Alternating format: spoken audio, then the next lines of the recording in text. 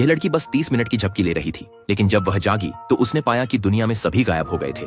वह अपनी साइकिल पर बैठी और सड़कों पर निकली, लेकिन उन्हें पूरी तरह सुनसान पाया। आमतौर पर चहल पहल वाली खाद्य सड़क अब भयानक रूप से खाली थी।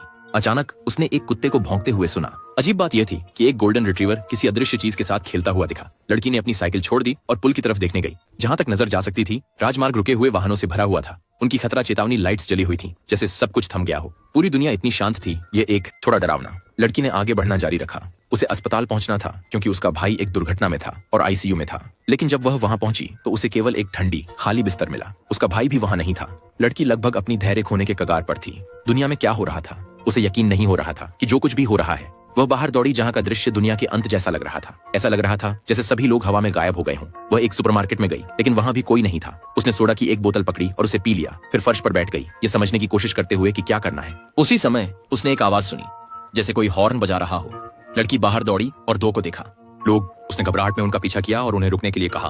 दोनों ने बताया कि उन्होंने भी जागने पर पाया कि दुनिया खाली।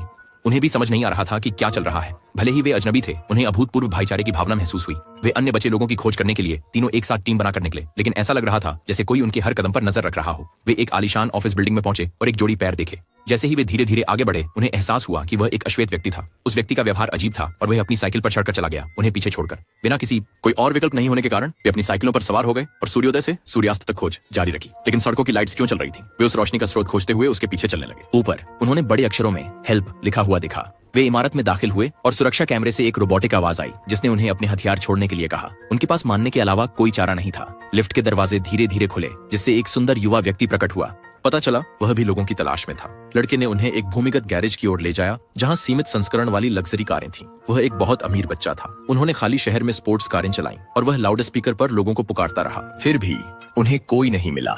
हर दिशा में 100 मील तक जीवन का कोई निशान नहीं था।